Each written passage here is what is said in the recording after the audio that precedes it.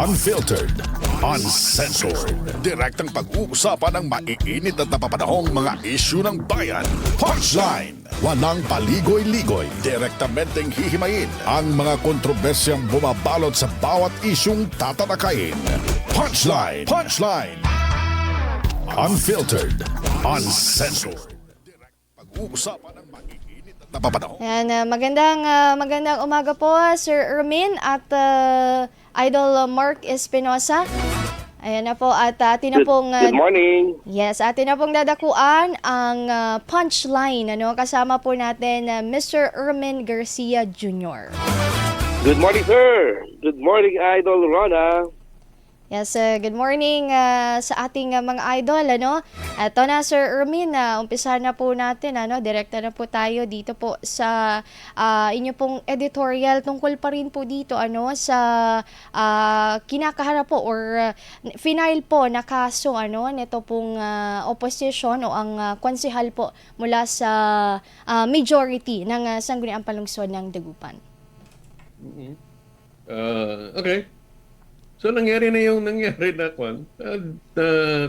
Tinapos na sila ni Judge Israel. Sinasabing there was no merit doon sa petition nila to declare or issue a temporary restraining order for the implementation of the 2023 budget.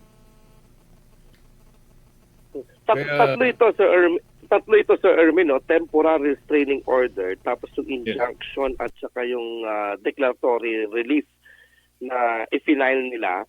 And this was denied. At ang apat na nag-file nito, si Councilor Dada Reyna, si Councilor Red Mejia, tapos si Councilor Alfie Cocchio and Manu Fernandez. Tama, Sir Ermin, no? Yes. I agree. Wala ka ba yung kwan? Wala kayong sa Zoom? Hello, sir. Nasa linya lang ako ng telepono, sir, kasi mag-uumpisa na ng ating managers conference. Okay. Yes, sir. Sir, etong tatlo na ito na denied ng korte. Anong pinaka nito? Anong pinaka talagang tinutumbok nito kung bakit sila nag-file ng ganitong kaso against kay Mayor Belen, kay Vice Mayor Brian Cua at ibang mga councilors at even the former councilors? Actually, the whole thing is already moot in academic because when it was approved na lumarga na yung budget. So, ang kinakon lang nila is yung obsession nila being the majority, no? Hindi dapat nila pakakawalan yun because what they really want to do is simply obstruct anything and everything that the government will do. Kaya yung pinakakon talaga dyan, ang budget kasi ang buhay ng syudad. Pag pinatay nila or binlock nila ang budget, supposedly, no, sa kanila victory yon. Lumusot, nag-absent sila. Ngayon, nahanapan nila kasi ito is already rejected. Nang una na sinasabing, hindi pwede sinasabi nilang qualified majority. Ngayon, sinasabi nila two-thirds majority na naman daw. Wala na. It's irrelevant na ngayon. The budget is ongoing. Ngayon, ang hindi lang natin alam is, ano pang kalokohan ang iniisip nila para lang ma-distract na naman ang city government. Okay, they were called out by Mayor Belen Fernandez as anti-poor councilors. Bakit sa palagay ninyo nasabi to ni Mayor? Kasi nga yung budget, yung annual budget at supplementary budget, kasama diyan yung mga programs intended for those who are mga marginalized sectors, no? In terms of service of health particularly. Kasama yan especially doon sa supplementary budget na again na dinisapprove nila noon. Ngayon, todo-todo na. Wala na silang magagawa. Kaya nga, yung nangyayari ngayon sa council, nagsasalita na lang sila, wala silang sinabi kundi illegal yung passage, tapos nagwo-walk out sila. As if it will mean anything. Wala na. Academic na yung mga pinagsasabi nila. Siguro ang gagawin nila, mas mabuti pa siguro kung sabi na, huwag na silang umattend hanggang bumalik yung tatlo. Useless. Kasi ayaw nila mang gawin yung trabaho nila as fiscalizer. Yes, sir. Sir, kasi meron po kami isang news item regarding pa rin po dito na merong pinadala po ang sulat ng 4 po na konsehal mula sa majority sa office po ni Vice Mayor Brian Cua tungkol po dito sa pag-call out kay Attorney Valle sa naganap po na regular session na kung saan nilalaman po ng sulat ang difference daw po nitong preventive suspension sa punitive suspension maging doon po sa 2/3 na gaya po ng sinasabi nyo kanina, sir. Na nalaman nyo po ba itong letter po na ito pong in-address kay VM Cua? No. But that again is already irrelevant. Whatever they think of the whole process was already completed. Kaya yung all these things na sinasabi na illegal yan, hanapan nila ng butas, kasi may sinabi si Valle na ganito, or may sinabi si Cua na ganito, or may sinabi si Michael Fernandez, that is all irrelevant. It was voted upon already and it was passed. And the DILG is actually released statement and clarification regarding dito sa nangyaring na ito, pag-question sa legality ng majority votes at saka pag-conduct ng business ng sangguniang panlunsod, Sir Ermin. Exactly. Naglabas na sila ng opinion, legal opinion on that.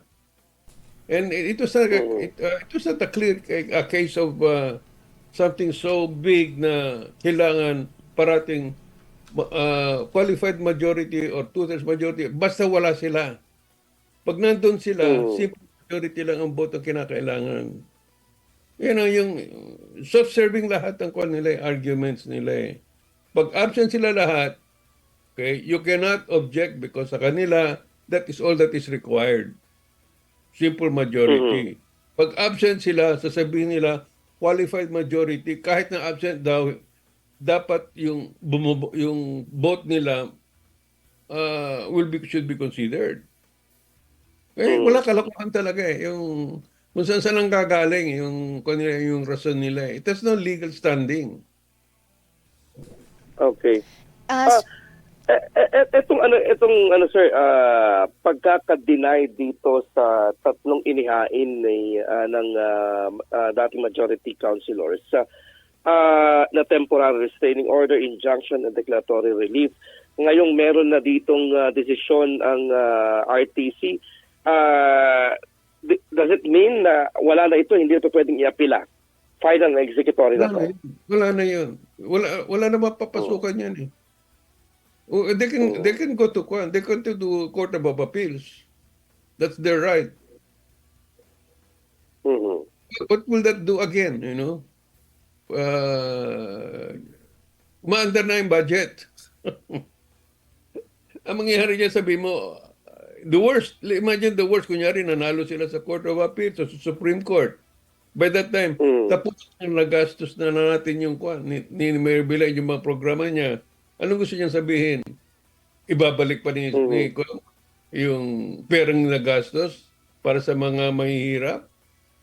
Ganun ba yun? Wala talagang no rhyme or reason. Ang ginagawa nila, yung makuha lang nila na pagpilitan nila, yung obsession nila as being the majority, ang pinaninindigan nila, ang ibang mentality, barkada talaga. Yung hindi dapat huwag tayong pumayag, hindi pa walang rason, no legal basis at whatsoever. I don't understand from the very beginning. they've been giving so many legal points supposedly That had no basis. At ang problema ko nga dyan, ang problema ng administration ni Belen, hindi sila lumalaban kaagad. Pinababayaan lang. Mhm. Yung, oh, mabuti na lang. Meron silang, meron silang nakitang incidental support from the courts. Incidental na lahat yan eh. Tsaka sa DILG, sumagot sila ng positive. Ayun, tinamaan yung majority. Mhm. Kaya, Uh, kaya uh, ngayon, there's even a tawag nito in the memorandum of the Commission on Audit, Sir Ermin.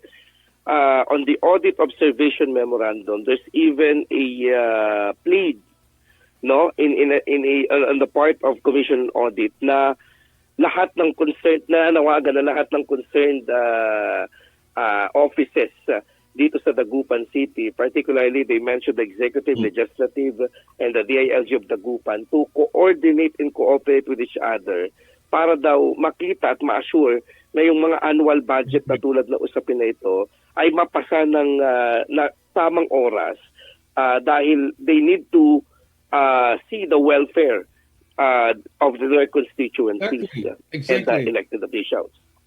Pero yun na mismo ang ginagawa ng majority nila Red, Erfe Mejia, nila Celia Lim. Lahat yan, talagang ino-obstruct na nila. Pina-appear pa nga si Mayor, which should never have happened. And I don't know why Mayor Belen made it happen. Pina-appear siya sa committee level. Mhm.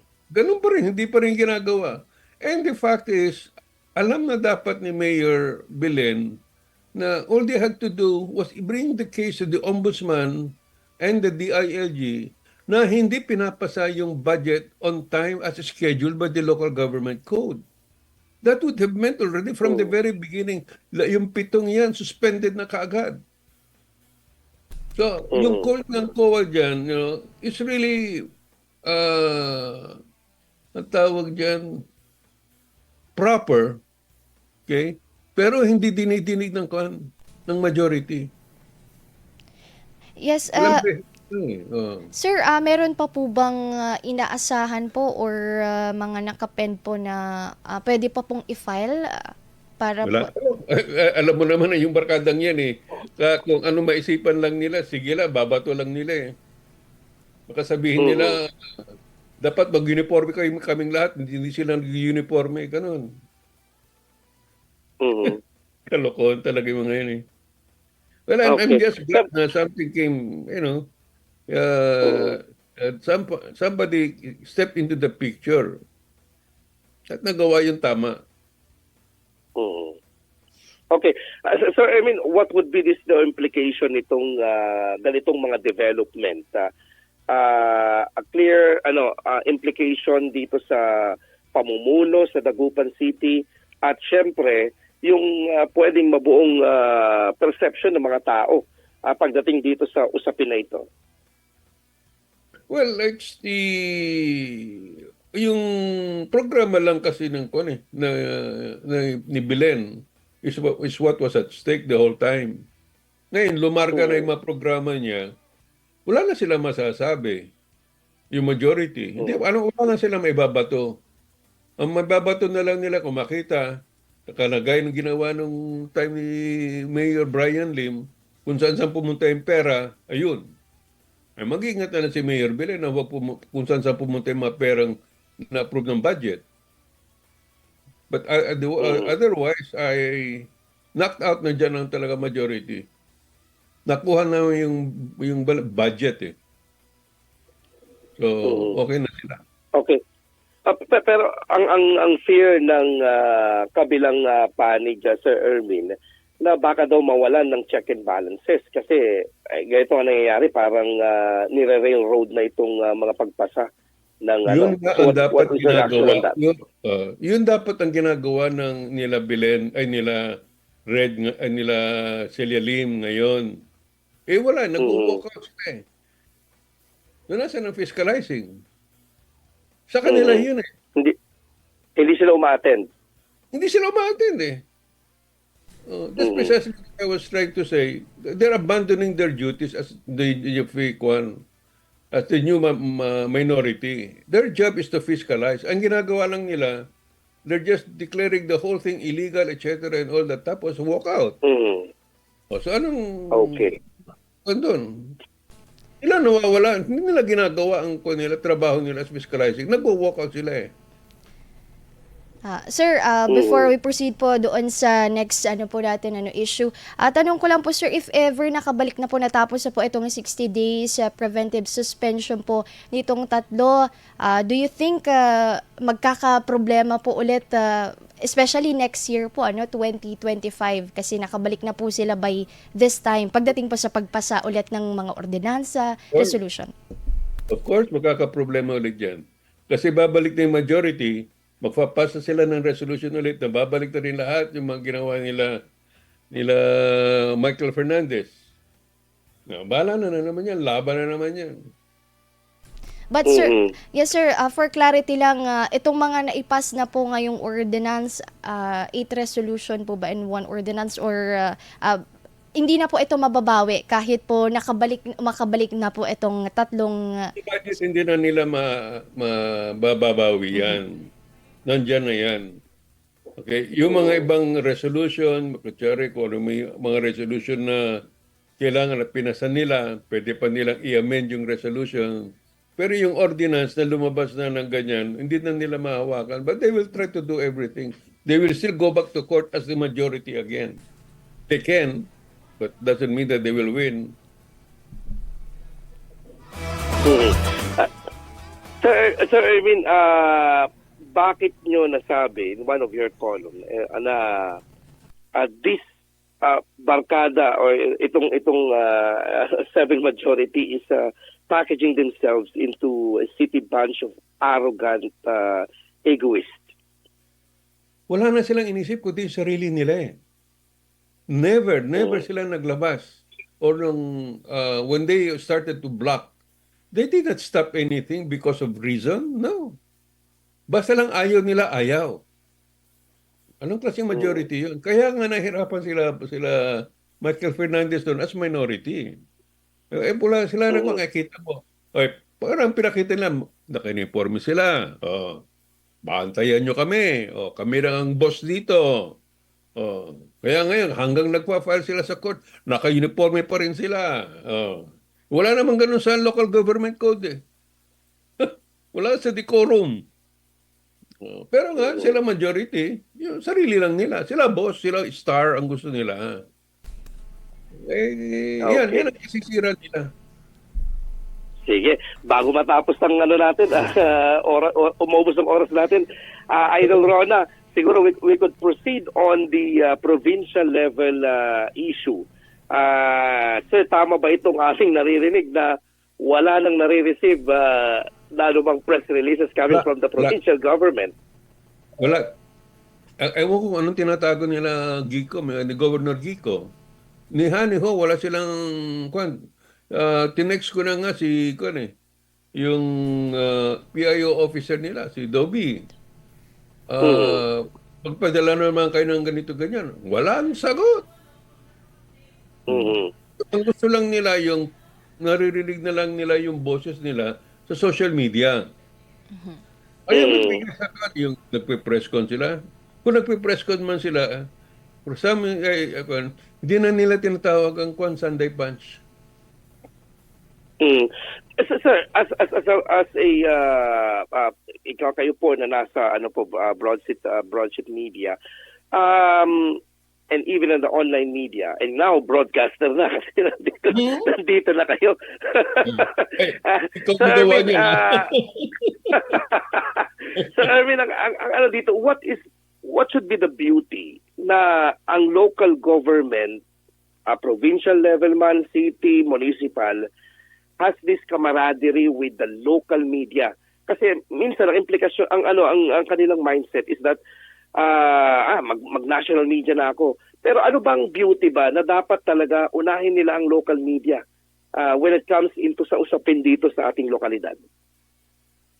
Naturally, the local media is the one that knows the constituents of the provincial government.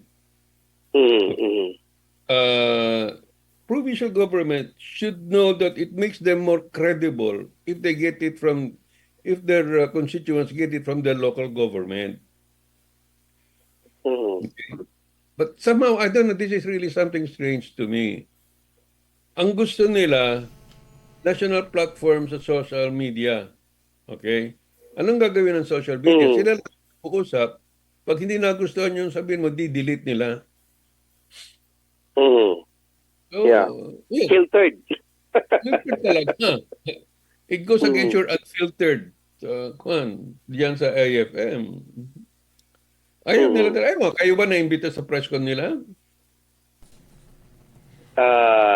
I would check to my news desk. Rona, naimbita ba tayo? So far, sir, I think none yet pa po, ano. Parang nung nakaraan lang, sir, ito nga nung nagkaroon po ng presidential assistance ay dumalo po ang parehong governor at vice governor po ng Pangasinan. Pero, but we are invited by the PIA, right? No? Yes, sir. PIA, yes. yun. Nakuha ka ng PIA, but never the capital. Ang tinatanong nila hindi nila sinasagot hanggang ngayon. Anong nangyayari? Bakit parang ang main project ngayon ng Kuan is puro group tour overseas? Saan gagaling yung pera pambayad sa mga yan? Ngayon lang nangyayari yan. Bumabiyahe lahat. Sir Ermin, sa ganitong klase ng mga issues, Sir Ermin, ano ang danger ng ang isang government institution is selected when it comes into sino lang ang gusto niyang media? Well, ang kuan nga dyan is bahala na ngayon ng tao kung sino gusto niyang paniwalaan. Okay? We're not saying na we are the one. No. Pag maraming nabayaran ng media, sino kami? Ganun lang yun. And they know how to play it in that sense. So, pag nabayaran nila yung media, alam na nila na puro boses lang nila maririnig. Kami, we will be drowned out. Parang, mali yung sinasabi nila. Sa lahat sila sasabihin nila, mali kami. Kanya-kanyang ko na yan. Basta we continue with our mission and our job is to be a watchdog. Hindi naman kami PR ng probinsya. So, ganun. Makikita mo rin naman that we were being fair with them. Pag may lumabas silang project, news na maganda naman ko, it always lands in the front page, even their pictures. Yeah. We never discriminated against them. Pero sa kanila, discriminate marami sa atin. Anyway, Sir Erwin, siguro mag-break muna tayo dahil sa ating pagbabalik. Let's talk about this ongoing Quadcom at standoff nitong Office of the Vice President and the House of Representatives. At may mga bantaan na mangyayari, which is also our question of the day sa I4 and I. Pag-usapan po natin pagkatapos ng ilang commercial. Idol Rona.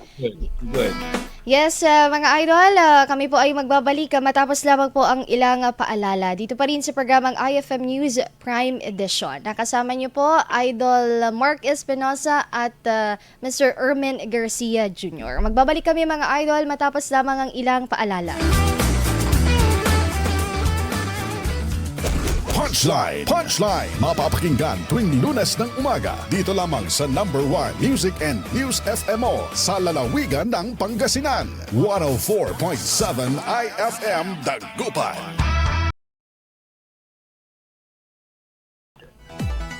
Good morning pa rin. Siguro proceed na tayo, Sir Ermin, dito sa usapin na ito. Talagang dinidikdik ngayon ang mga Dutertes ng Quadcom Committee. Walang hinto yun. Hintayin na lang natin pati yung impeachment, darating impeachment dyan. And ano ito, no? Ang ano dito, sir, is talagang ang observation din ng maraming political analysts that this has not something to do with with the legislation, in aid of legislation anymore. Nalayo, Hindi na nalayo. nila alintana kung sino ang kanilang mababangga at masisira dito. Basta push lang nila yung kanilang gusto sa Quadcom Committee. Exactly. Alam mo, kung talaga interesado sila on to how budgets are spent, bakit hindi nila tignan na DPWH? Hindi nila tignan yung mga ibang agencies na ang daming alam natin na maraming kalokohan. Hindi nila tititignan yun. Dito lang nila kasi talagang ang gusto nila mapa-admit si Kwan, and I think si legally Kwan correct ang ginagawa ni Vice President. Mm. Will not take oath there and admit to anything there. Kasi once she admits to any single Kwan, they will use it as a basis for her impeachment. Mm. Yun ang kinakuha ang target nila. Pagkulong nila Some other... Go ahead. Opo. Some other po dito, no, yung mga netizens at saka yung mga ibang nag-observe dito, they are telling na bakit ba masyadong pinagtatanggol ni VP Sara yung kanyang chief of staff na to the extent na talagang hinaharang niya. But there is a political analyst na talagang sinasabi nila na yung implication kasi it has a chilling effect on the judiciary na dapat magsalita dito ang IBP, ang Supreme Court sa ginagawa ng pagtapak ng ng legislative department when it comes into the wala naman sila judicial power. I mean the thing na ginagawa nila ngayon is entirely parang tinatapakan ang ating hudikatura. Exactly. And, yung in fairness to the Vice President and to the Chief of Staff, hindi naman sila umangal din sa contempt charge eh. Ang nangyari lang nung pinapakomit na sila sa doon sa correctional. Para ba sa mga criminal yun eh. Ang contempt charge kasi, if you look at in the application yan, when you say contempt charge from the House, you are detained inside the House. Sa Senate, ganun din. When the Senate says you are charged with contempt, you are detained inside the Senate. So ngayon, for the information of ng mga nakikinig sa atin, Sir Ermin, may bagong parang 16 na parang ma-accommodate kapag may nako-contempt sa House of Representatives. Meron pang 16 na kakayahan yung tawag nito, yung House of Representatives. Ang yun nga pinagtataka, bakit daw sa correctional na ilalagay? Kasi ang provision na yon ilalagay lang sa correctional kung wala nang lalagyan sa HOR. Meron naman, kung talagang di wag sila mag-contempt. May problema sila. Palabasin yung mga ibang na-contempt. Tapos ipasok yung bago. Ganun lang naman yun eh. Sasabihin nila na hindi pwede yung ganito, yung ganyan. Nag-offer naman yung kapatid ni VP Sara, gamitin yung office cost detention sa quarters. Maglalagay lang. Ang problema, ang gagawin lang naman nila, maglalagay sila ng guard na hindi siya lalabas eh. Yun man ang detention, ang ibig sabihin detention. Hindi ibig sabihin na kukulong behind bars. Yun ang sobrahan talaga ng ginawa ng Quadcom. It's not the first time. Pero kasi ginumit sa sa correctional. Sir, dito po sa kumakalat po na video po ni VP Sara, do you think VP could have handled it better? Especially po doon po sa pagbitaw niya po ng itong umanong death threats po kina PBBM. Hindi death threat yun eh. Ang sinasabi lang niya, kung ako pinatay nyo, papapatay ko rin kayo. Okay? In other words, walang mangyayari sa inyo, basta huwag nyo akong papatay. Ayun na ang nafe-feelan niya, there is something already out there to liquidate her. And who will order her liquidation? Of course, she concludes it can only come from the top. That's the one. Sabi niya, papatayin niyo ako. Sige, kung meron din papatay sa inyo, may sinabihan ako na papatay sa inyo. So, tit for tat. Ganun lang yun. Ito hindi rin ito biro itong binitawan ni VP Sara na parang sinasabi niya na meron talagang intel na may threat sa kanyang buhay. Of course, it's possible. Kasi if they have failed to annihilate her before 2028, I guess the final solution is elimination. Okay? Mhm. It's simple as that. Yung sa kanila, wala na sa kanila yan eh. Yun ang masakit sa bayan natin ngayon eh. Parang pera-pera na lang kung sino papatayin eh. Ang journalist, ganito ang bayad. Pag ang doktor, ang lawyer, ganito ang bayad. Pag ganito ang bayad, bayaran. Okay. Kaya mag-ingat kayo dyan. Ha? Sir Ermin, ano po yung, what do you think po yung magiging kahinatnan? Ano? Ngayong nabanggit din po ni VP Sara dun sa video niya po yung umano'y illegal activities ni Speaker Martin Romualdez. Well, it's something really for her also to provide the evidence, to provide the details. And that's up for the media, mainstream media, to bring it out. No, ang problema, ang mainstream media nga daw, sinasabi niya, kinokontrol nila yung news na lumalabas against by the government. So, well, bagsak din talaga sa social media ang labas niyan eh. Kaya nagbabanga yan sa social media. Yes, sir. As well as the impeachment, sir, na nabanggit po ni ACT Party List Representative Congressman Cuangco na inihahanda na raw po nila because their ground po for impeachment daw itong betrayal of public trust nga po regarding still the confidential funds. Yeah, that is the basic one. That is the basic term cause for impeachment. And, pinagpapatong-patong lahat yan, pati yung hindi niya pagtitik ng oath, yung ayaw isubmit yung ganito, yung mga ganyan, impeachment. So, na lang dyan is what and how the Senate will handle it. Yeah. Kasi hindi naman ibig sabihin na dahil impeach, wala na siya. No. The Senate will still get as the judge. Okay. Sir, lastly na siguro in the sa media perspective na tulad ninyo, ano ang implikasyon nito sa ating gobyerno at sa ating bansa? Masama. This is a very bad precedent. Sa ating pagkatitiwala, nawawala ang tiwala na nasisira lahat ang tiwala natin sa ating government system. Lalo na dyan sa ginagawa nila sa Quadcom. Yung pala gagamitin lang pala sa panggigipit, hindi sa pang legislation. So sino ang congressman na ibaboto natin? Mga ganon. O lahat ba sila nababayaran? Or ano? Tapos ang presidente natin, paniniwalaan ba natin itong mga presidenteng ito na ayaw namang gumalaw? Yun na, nasisira. There is a lot of lost credibility on the part of the government, the way they're doing it. Instead of working on the needs of the government, of the people, they work on their own political agenda. It's an arena na nangyayari dyan. Pinababayaan nila mga tao.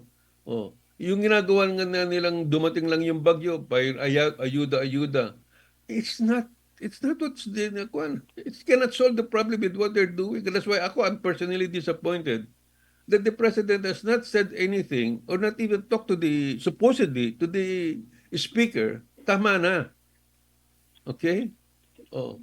He has it. He has the influence. The president. Okay. So he hasn't done it. So yun ang kulang doon. Ayan. Anyway, maraming salamat sa Sir Ermin, no? At talagang ngayon is tawag dito. Tignan natin kung susunod na kabanata ika nga nila. Yes, sir. Ayan, mga idol.